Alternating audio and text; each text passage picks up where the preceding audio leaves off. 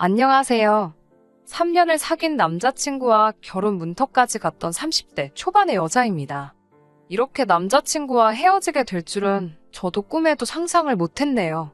결혼 준비하면서 혼수랑 애단 문제 때문에 많이 다툰다는 이야기는 들어봤지만 그게 제 이야기가 될 줄 누가 알았겠어요. 남자친구와 저는 친구의 소개로 만났습니다. 남자친구는 어땠는지 모르겠지만 적어도 저는 연애를 하고 싶다는 비교적 가벼운 마음가짐으로 임한 소개팅이었는데 어떻게 하다 보니 3년이나 사귀게 되었네요. 20대 후반의 남자친구를 만나 그 사이 나이도 30을 넘어갔고요. 주변 친구들이 하나둘씩 결혼을 했지만 적어도 저는 그게 그렇게 신경 쓰이지는 않았어요. 인테리어 디자이너로서 일에 대한 욕심이 결혼에 대한 욕구보다 더 컸기 때문이에요. 하지만 친정어머니께서는 괜히 연애만 하다 좋은 시절 다 보내지 말고 남자친구랑 결혼을 할 거면 어차피 할 거 빨리 하고 아니면 헤어지라 하셨어요.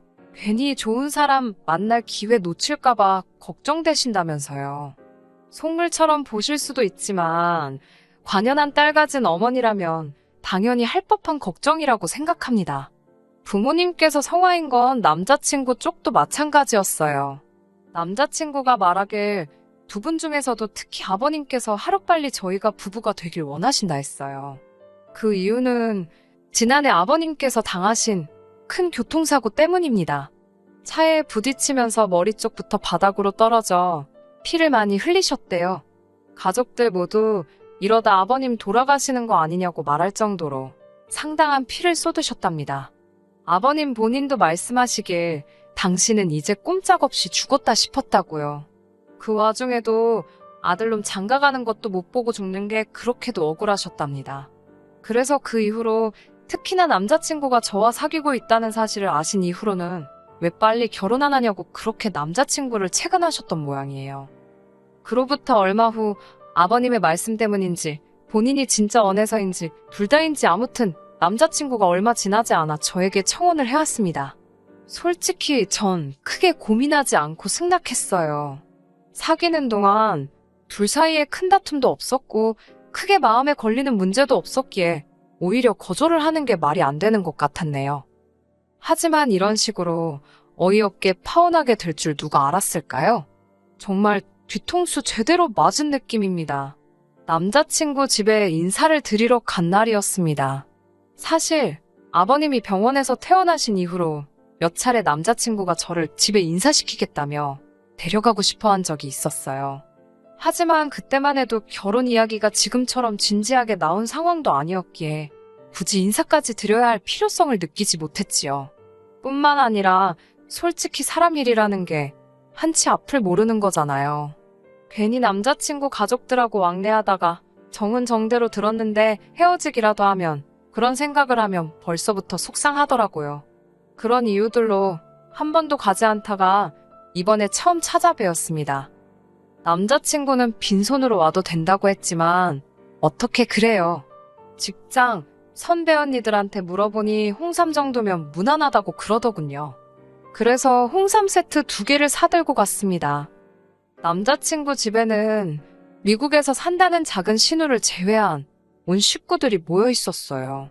참고로 남자친구의 가족관계는 어머님, 아버님, 그리고 위로 결혼한 두 누나가 있습니다.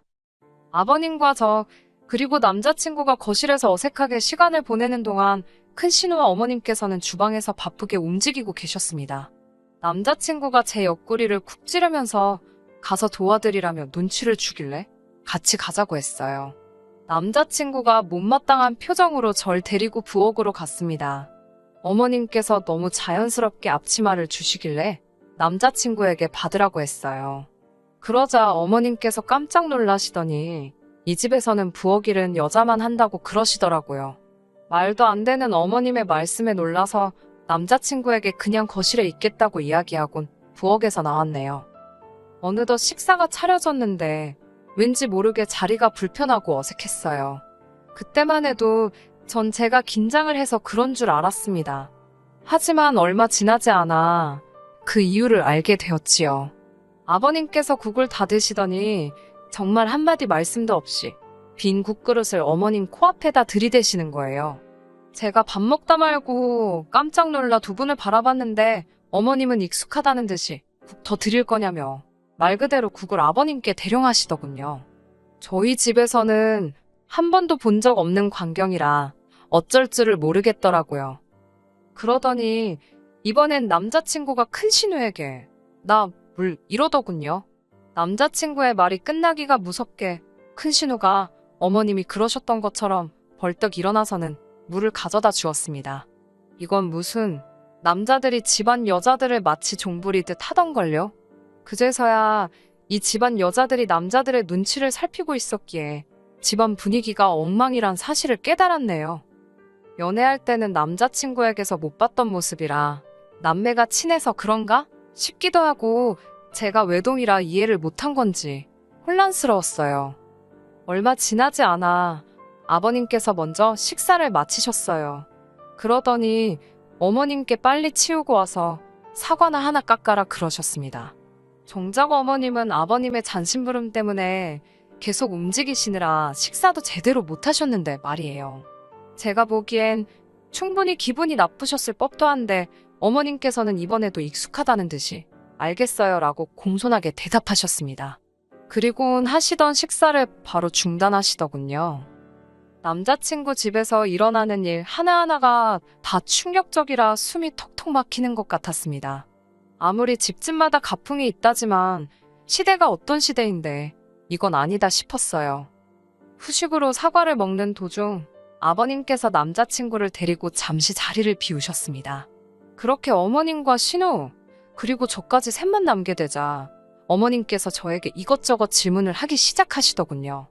지금 무슨 일을 하는지, 부모님은 무슨 일을 하시는지 그런 것들이요. 저는 인테리어 회사에 다니고 있다고 말씀드렸습니다. 제 대답을 들으신 어머님은 어쩐 일인지 뭔가 못마땅하신 눈치였어요. 의아했어요. 요새는 다들 맞벌이하는 며느리를 선호한다고 생각했거든요. 아무튼 아버지는 작은 사업을 하고 계시고 어머니도 은행에 다니신다고 답했습니다. 그러자 어머님께서는 굉장히 놀라신 듯 저희 어머니께서 직장 생활을 지금 하고 계시냐며 혹시 얼마나 하신 거냐고 물으셨어요. 제가 알기론 30년이 넘었다고 하니 그럼 저는 누가 키웠냐입니다. 처음엔 무슨 소린가 했어요. 당연히 부모님이 키워주셨으니까요. 하지만 어머님은 꽤나 심각한 표정을 하고 계시더군요. 그러더니 저더러 하시는 말씀이 결혼하면 일은 관둬야 한답니다. 그 말을 들은 순간 황당함과 동시에 어떻게 대답을 해야 하나 싶었어요. 저는 일을 관둘 생각이 전혀 없었고 순간 잘 보이자고 거짓말을 하고 싶지는 않았으니까요. 잠깐 갈등하다가 어머님께 저는 제 일이 너무 좋고 그만두지 않을 거라고 딱 잘라 말씀드렸습니다. 그러자 어머님께서는 여자한테 가장 중요한 일은 애를 낳아 키우는 거고 그 일을 제일 잘하고 좋아해야 한답니다. 여자가 일한다고 밖으로 돌면 가정이 다 망가진다고도 하셨어요. 충격적인 말들이 꽤 있었는데 원래 똑똑한 여자애들보다 좀 어리숙한 여자애들이 잘 살더라. 그런 말씀도 하시더라고요. 듣고 있자니 벙찌더군요. 어떤 리액션을 보여야 할지도 모르겠고 동시에 옆에 있던 큰 신우도 어머님처럼 생각하고 있을지 궁금해졌습니다. 조심스레 큰 신우에게 형님은 그럼 지금 집에서 육아만 하시냐고 물었습니다. 큰 신우는 당연하지 않냐면서 애는 무조건 엄마가 키워야 한답니다. 엄마가 바깥으로 돌면 애가 집에 정을 못 붙인다면서요. 아무리 좋다는 걸 애한테 갖다 붙여놔도 엄마가 옆에 없으면 하나 쓸모없다는 말도 덧붙였습니다. 순간 저희 어머니 생각이 났어요. 제 기억 속의 어머니는 한순간도 일을 쉰 적이 없으세요. 먹고 사는 걸 떠나서 당신은 일하는 게 즐겁고 좋다 하셨거든요. 그런 어머니의 모습을 항상 존경하며 어머니처럼 멋지게 사는 게 제 목표였는데 남자친구 어머님은 정반대의 말씀을 하고 계셨으니 저로서는 입만 떡하니 벌어지고 암담한 기분이었습니다. 어머님은 제 입에서 네 알겠어요 같은 긍정적인 대답이 나오길 기대하시는 눈치였지만 지킬 수 없는 약속을 드릴 수는 없어서 결국 멋쩍게 웃고만 있었네요. 곧이어 어머님께서는 저에게 술은 혹시 마시냐고 물으셨습니다. 좋아하는 편은 아니지만 마셔야 할 상황이면 마시는 정도라고 답했더니 결혼하면 술은 멀리 해야 한답니다. 애를 가져야 할 몸인데 함부로 하면 안 된다고요. 사람도 가려서 만나야 하고 죽더라도 집에서 죽는다는 생각으로 항상 집에 붙어 있어 버릇하라며 나중엔 귀에 잘 들어오지도 않았습니다. 21세기에 이런 말을 듣고 있는 게 맞는 건가 싶고 머릿속은 온통 이 결혼을 해도 되는 건지 저런 어머님이 나의 시어머니가 된다면 난 어떻게 될까와 같은 걱정과 우려로 가득 차 있었어요. 그때 남자친구랑 아버님이 돌아왔습니다. 저는 반쯤 얼이 빠진 상태로 자리를 지키고 있었고요. 어머님께서는 저희에게 둘이 집은 어떻게 할 건지 혼수랑 예단 같은 건 상의를 해봤는지 물어보셨습니다. 제가 저희 부모님께서는 시댁에서 어떻게 생각하시는지 먼저 말씀해 주시면 참고해서 결정하실 거라고 말씀을 전했어요. 그러자 아버님께서는 솔직히 지금 당장 여유 있게 집을 해줄 능력은 안 되신다며 대신 들어와서 사는 건 어떻냐고 물어보셨어요. 생각지도 못한 아버님의 제안에 깜짝 놀랐습니다. 합가는 상상해 본 적도 없었으니까요. 아버님께서는 어머님 옆에 붙어서 한 2년 정도 같이 살면 현모양처가 되고도 남을 거랍니다. 그러자 어머님께선 그걸 칭찬으로 들으셨는지 무척 기뻐하셨어요. 그리고는 정말 좋은 생각이라며 아버님을 치켜세우시더군요. 제가 일단 부모님과 상의는 해보겠지만 합가는 어려울 것 같다고 말씀을 드렸습니다. 그러자 어머님께서는 합가하면 혼수 같은 것도 하나도 안 해와도 되고 얼마나 좋냐입니다. 어차피 집에 냉장고며 TV며 다 있다고 정해오고 싶으면 저희 부부가 쓸 침대랑 거실에 둘 소파만 좀 사오라고 하셨어요. 제가 솔직히 혼수 살 돈이 없는 것도 아닌데 혼수를 안 해와도 된다는 이유로 합가를 하겠어요? 막말로 혼수 살 돈이 없어서 합가해야 된다고 하면 없던 혼수 살 돈 어디서 빌려서라도 구해올 판이었는걸요. 갑갑하고 복잡한 제 마음과는 달리 어머님은 거침없이 말씀을 이어가셨습니다. 집하고 혼수에 돈이 하나도 안 들어갈 테니까 예단은 좀 신경 써서 해오면 좋겠다 하시더군요. 제 입장에서는 예단보다는 혼수를 하는 게 좋은데 이상하리만치 어머님은 저에게 자꾸 예단을 해오라고 하셨습니다. 이야기가 점점 이상하게 흘러가는 것 같아서 결국 잠깐 이야기 좀 하자며 남자친구를 불러냈어요. 합가라니 이게 다 무슨 소리냐고 하니까 한다는 소리가 우리 둘이 모아둔 돈 다 합쳐봤자 1억인데 이 돈으로 어딜 가냐입니다. 그러면서 이렇게까지 생각해주는 시부모가 어딨냐며 어른들 기분 그만 상하게 하고 아버님 말씀대로 하잡니다. 이때 확실히 알겠더라고요. 결혼을 해도 남자친구는 절대 제 입장에서 제 편을 들어줄 사람이 아니라 남의 편이 될 거라는 걸요. 답답한 마음에 남자친구에게 내가 정말 어머님 말씀대로 일을 관두고 집에 들어앉으면 돈은 어떻게 할 거냐고 따졌어요. 남자친구 자존심을 지켜주려고 웬만하면 돈 이야기는 안 하려고 했는데 도저히 현실 감각이 없어 보여서 어쩔 수 없이 꺼낸 이야기였지요. 당신 수입만으로 어떻게 앞으로 애를 낳아서 키울 수 있냐고 일은 절대 못 관둔다고 했습니다. 그러자 남자친구가 한다는 말이 일하고 살림하고 애까지 키우려면 힘들지 않겠냐입니다. 자기는 절 생각해서 하는 소리라고요. 제가 아니 맞벌인데 왜 살림도 애 키우는 것도 다 내 몫이냐고 그러니까 그럼 살림하고 애 키우는 걸 여자가 하지 누가 하냐며 헛소리를 하는 거예요. 언짢아진 제가 그럼 당신은 애를 안 키울 거냐니까 애를 왜 아빠가 키우냐입니다. 하물며 짐승들도 새끼를 낳으면 암컷이 키우지 수컷이 키우냐고요. 가부장적인 가정에서 자란 남자의 전형적인 모습이 저런 건가? 별 생각이 다 들더군요. 이미 이때부터 결혼은 없었던 일로 하는 게 낫지 않을까 그런 생각을 하기 시작했던 것 같습니다. 다만 파혼을 한다는 게 남사스럽기도 하고 신중하지 못했다며 제 뒤에서 사람들이 수군거릴 게 걱정이 되었지요. 그때 어머님께서는 제가 확고한 결심을 내릴 수 있도록 아주 세게를 박아주셨습니다. 어머님과 큰 신호가 한다는 말이 그럼 집 문제는 대충 해결이 된 것 같다며 예단 이야기를 해보자고 하시더라고요. 무슨 해결이 됐다는 건지 어이도 없고 아니 솔직히 말이 조합까지 결혼할 때 하나도 안 도와주신다는 뜻이잖아요. 혼수도 침대랑 소파는 해오라고 하셔놓고 예단을 받으려고 하시더라고요. 마치 진작에 작성된 듯한 예단 목록을 어머님께서 꺼내놓으셨어요. 생각지도 못한 품목들이 줄줄이 적혀 있었지요.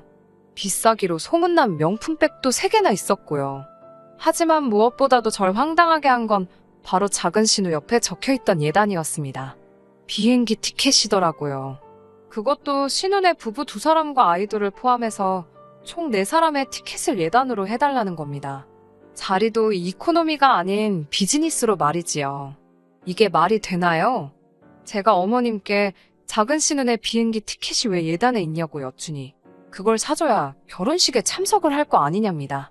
저는 사정이 있으시면 못 오셔도 어쩔 수 없는 거고 오시고 싶으시면 직접 표를 사시는 게 맞지 않냐고 받아쳤어요. 아니면 남자친구가 사던지요. 하지만 비행기표를 제외하고 대충 계산해봐도 어머님이 적어주신 예단을 다 하려면 최소한 1000에서 1500은 있어야겠더라고요. 말로만 듣던 예단 장사가 이런 건가 싶었습니다. 막말로 제가 남자친구랑 결혼한다고 했지 이 집에 팔려오겠다고 한 거 아니잖아요. 결국 어머님께 이 예단은 못한다고 말씀드렸어요. 일단은 이걸 다 해올 돈도 없고 제가 이 예단을 해와야 할 이유도 모르겠다고요. 어머님께서는 대신 집도 안 사고 혼수도 안 하니 따로 돈 들어가는 데가 없지 않냐입니다. 그러면서 저더러 결혼할 때 쓰려고 모아놓은 돈이 좀 있을 거 아니냐며 그 돈으로 이런 걸 하는 거랍니다. 제가 저 결혼할 때 제 살림살이 장만하려고 모은 돈이지 어머님 좋은 일 시키려고 모은 건 아니지 않냐고 싫다고 했습니다. 그런 제 말에 어머님 아버님께서는 적잖이 충격을 받으신 눈치였어요. 저도 이때는 많이 불쾌했고 하더나서 두 분께 더 설명드릴 이유도 해명할 필요도 없는 것 같다고 이 결혼은 안 하겠다고 말씀드리곤 가방만 챙겨서 나왔습니다. 홍삼은 두고 올까 하다가 시간 낭비만 했으면 됐지 돈 낭비까지 할 필요 있나 싶어서 전부 들고 나왔어요. 남자친구가 저를 바로 뒤따라 나와 잡더라고요. 저는 오늘 하루 어머님으로부터 들었던 말들을 남자친구에게 전하면서 이게 말이 되냐고 따졌습니다. 내가 이 집에 무슨 애 낳고 살림하러 오는 여자냐고 일도 하지 마라 술도 안 된다 바보같이 살아라 별 말도 안 되는 소리만 골라 하시더니 정작 집은 못 해주신다면서 혼수의 예단까지 양심도 없으시다고요. 막말로 네가 의사냐 변호사냐 무슨 자신감이냐 따지니까 남자친구가 한다는 소리가 가관이더군요. 집에 들어가서 살면 어머님이 밥 해주고 빨래 해주고 다 도와주실 건데 너는 살림을 공짜로 배울 수 있는데 그거에 대한 수업료라 생각하면 뭐가 아깝냐고요. 너희 어머니가 일하느라 딸한테 그런 거 못 가르치시지 않았냐. 그거 우리 엄마가 해준다는데 감사하다 생각하고 해드리면 서로 좀 좋냐고 개소리를 해대는데 저희 어머니를 무슨 자식 교육도 똑바로 못 시킨 사람 마냥 이야기를 하니까 화가 치솟더라고요. 순간 그 화를 참지 못하고 손에 들려있던 홍삼이 들어있던 쇼핑백으로 남자친구 머리통을 때려버렸지 뭐예요. 얼떨결에 한 대를 맞은 남자친구가 어이가 없는지 저를 벙찐 표정으로 쳐다보길래 냅다 도로가로 나가 택시에 올라탔어요. 그리고는 문자로 니네 집구석 미친 것 같다고 절대로 연락하지 말라 했습니다.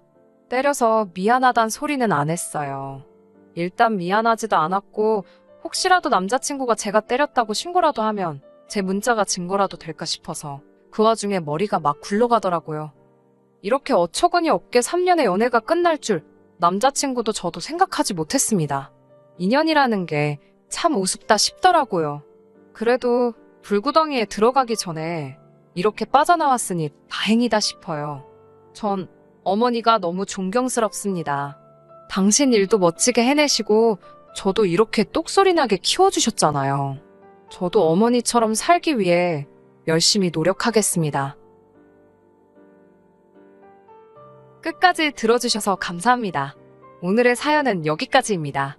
구독과 좋아요, 알람 설정 부탁드리고 더 좋은 사연으로 다시 찾아뵙겠습니다. 감사합니다.